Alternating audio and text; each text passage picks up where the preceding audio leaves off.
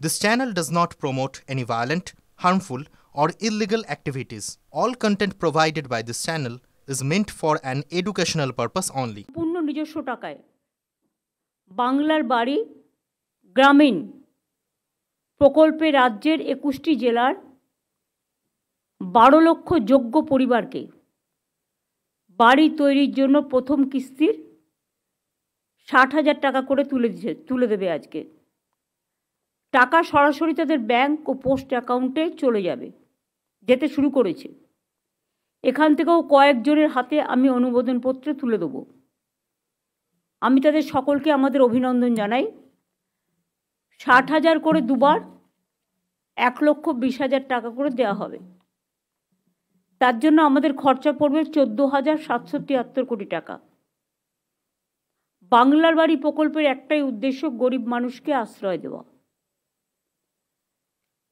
আমরা মনে রাখবেন, বেনিফিশিয়ারি সঠিকভাবে বাছার জন্য রাজ্য জুড়ে আমরা আবার সার্ভে করেছি। 11 লক্ষ সার্ভে আগে করা ছিল, প্রায় 36 লক্ষ সার্ভে করা ছিল কেন্দ্রীয় সরকারের। তা সত্ত্বেও আমরা 11 লক্ষ বাড়ি, যেটা প্রথম লিস্টে ছিল, তাদেরটা আবার সার্ভে করেছি এবং 27,000-এরও বেশি টিম 35 লক্ষ লোকের বাড়িতে গেছে। ডিএম, এসপি, এসডিও, বিডিও, আইসি, ওসি সবার নজরদারিতে স্বচ্ছভাবে তালিকা প্রস্তুত করা হয়েছে এবং ড্রাফট লিস্ট পাবলিশ করে ক্লেমস এবং অবজেকশন যদি কিছু থাকে সেটা দেখা হয়েছে। এটা দেখতে গিয়ে আমরা দেখেছি 28 লক্ষের বেশি যোগ্য বেনিফিশিয়ারি আমরা আইডেন্টিফাই করতে পেরেছি। এদের মধ্যে থেকে আমরা 12 লক্ষকে আজকের মধ্যে দিয়ে দিচ্ছি।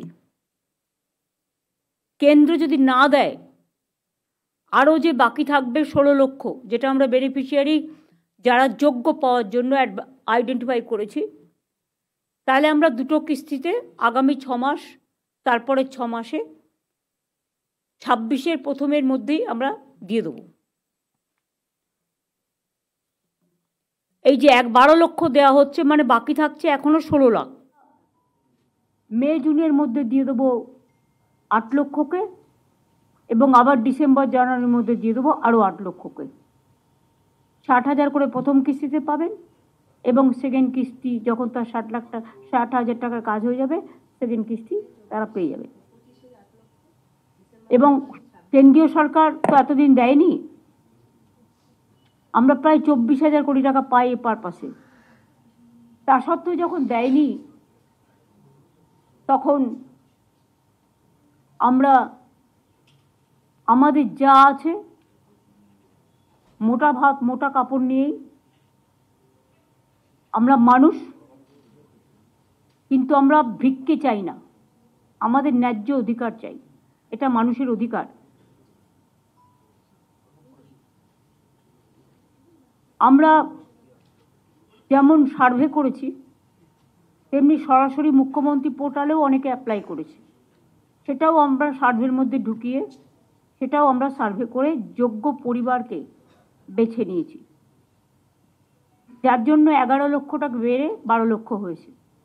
তারপরে আপনারা জানেন যে সাইক্লোন হয়ে গেল, তারপরে জলপাইগুড়ি, আলিপুরদুয়ারে এসে মনে আছে অনেক ঝড় বৃষ্টি হয়েছিল, সাইক্লোনে অনেক ঘর বাড়ি ভেঙে গিয়েছিল।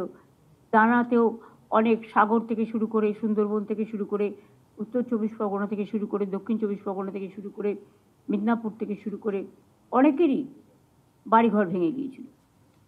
তাদের সকলকে নিয়ে আমরা দীর্ঘদিন ধরে চেষ্টা করে টাকা জোগাড় করে, যেহেতু আমি বলেছিলাম দেব, তাই আমরা এটা দিচ্ছি। এই বছরে মনে রাখবেন, 3 বছরে 69টা টিম পাঠিয়েছিল কেন্দ্রীয় সরকার। যা দেখতে চেয়েছে, যা জানতে চেয়েছে, সবকিছু রিপ্লাই দেওয়া হয়েছে। তা সত্ত্বেও কোনো লাভ হয়নি।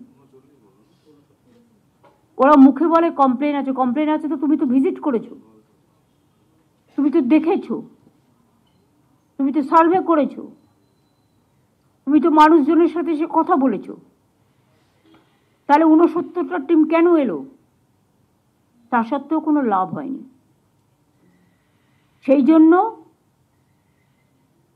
আগে 2022 সালে হাউস টু হাউস সার্ভে করেছিল তারা, এবং আমরাও করেছিলাম। তাতে 33,42,000 ওয়েটিং লিস্টের টাকা তৈরি হয়েছিল, ওয়েট লিস্টের। তারা কেউ কোনো বাড়ির টাকা পায়নি। তাই প্রথম সব পর্যায়ে কেন্দ্রীয় সরকার 11 লক্ষ বাড়ি স্যাংশন করেছিল। কারা এত কথা বলছে পেছনে? তা সত্ত্বেও সেই টাকা দেয়নি, ওবিসি স্কলারশিপের টাকা দেয়নি, ঐক্যশ্রীর টাকা পায়নি, 100 দিনের কাজের টাকা পায়নি, গ্রামীণ মানুষের যে রাস্তা, সেই রাস্তা তৈরির টাকা পায়নি, সব বন্ধ। কিন্তু তা সত্ত্বেও আমরা থেমে নেই। পথশ্রী প্রকল্পের মাধ্যমে আমরা গ্রামীণ রাস্তা করেছি, আবার যখন সুযোগ হবে করব। আমরা 100 দিনের কাজের বদলে কর্মশ্রী প্রকল্প চালু করেছি, যেখানে যারা 100 দিনের কাজ করত, সংসার চালাতো, তারা যাতে 50 দিনের কাজ পায়। যখন 100 দিনেরও কাজ ছিল চালু, তখনও 30-40 দিনের বেশি হতো না।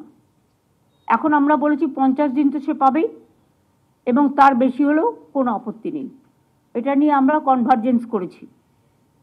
এবং এছাড়াও ঐক্যশ্রী, মেধাশ্রী, সেই স্কলারশিপগুলো আমরা দিচ্ছি।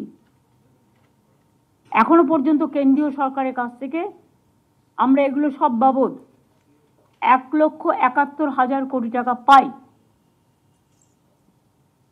আমাদেরই টাকা তুলে নিয়ে যাচ্ছে এখন একটাই ট্যাক্স, আপনারা জানেন, আর সব কিছুতেই শেষ বসাচ্ছে। শেষ বসালে টাকাটা রাজ্য সরকার পায় না। জিএসটি এখন একটাই ট্যাক্স, আমাদের টাকাটা তুলে নিয়ে যাচ্ছে, কিন্তু আমাদের প্রাপ্যটা দিচ্ছে না।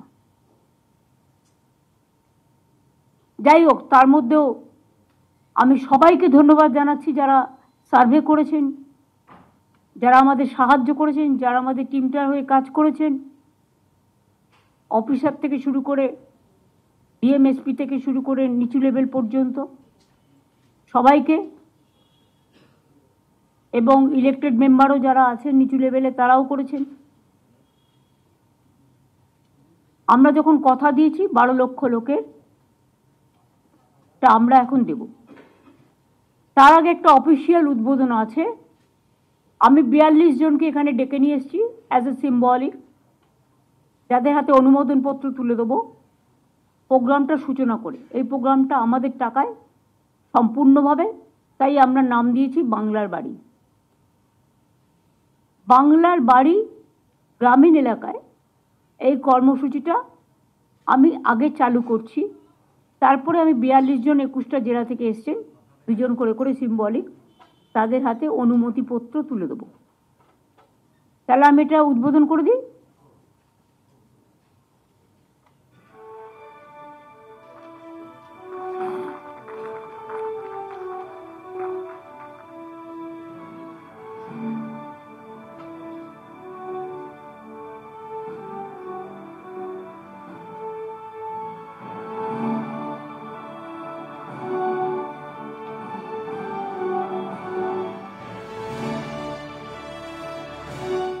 এই টাকাটা সবার ব্যাংক অ্যাকাউন্টে পৌঁছে যাবে, তাই তো? সবার অ্যাকাউন্টে আজ থেকে পৌঁছে যাবে। এবার একটা কাজ করো, গঙ্গাসাগরের মিটিং চালু করার আগে, যেটা হচ্ছে আমরা যারা এসছেন 42 জন, তাদের হাতে অনুমতিপত্র তুলে দিয়ে 42টা জেলা, এই 21টা জেলা থেকে তাদের হাতে আমরা তুলে দিই। তারপরে আমরা নেক্সট প্রোগ্রামে যাব।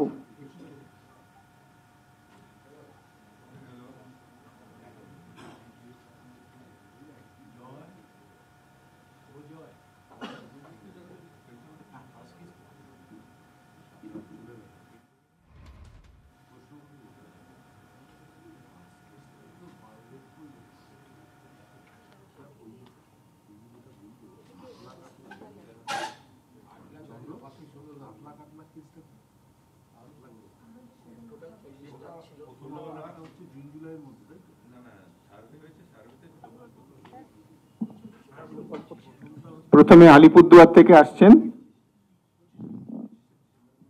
রাজু মাহালি মঞ্জুর আনসারি। ম্যাডাম আলিপুরদুয়ার ম্যাডামের হাত থেকে নিচ্ছেন।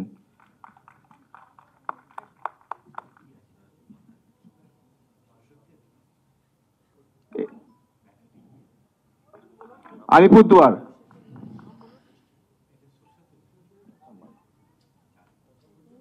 এখন বাঁকুড়া জেলার থেকে ম্যাডামের হাত থেকে নিচ্ছেন।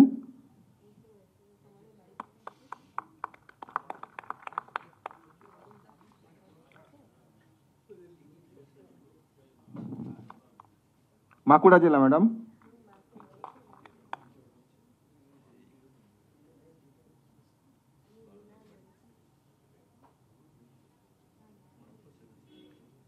এরপর বীরভূম জেলা থেকে নিচ্ছেন।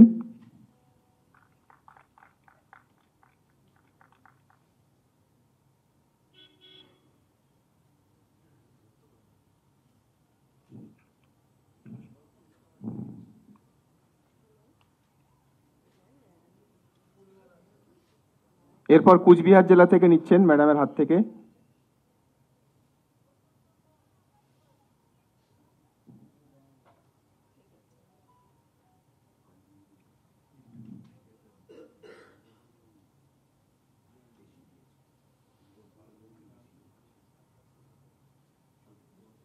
দক্ষিণ দিনাজপুর জেলা থেকে ম্যাডামের হাত থেকে নিচ্ছেন।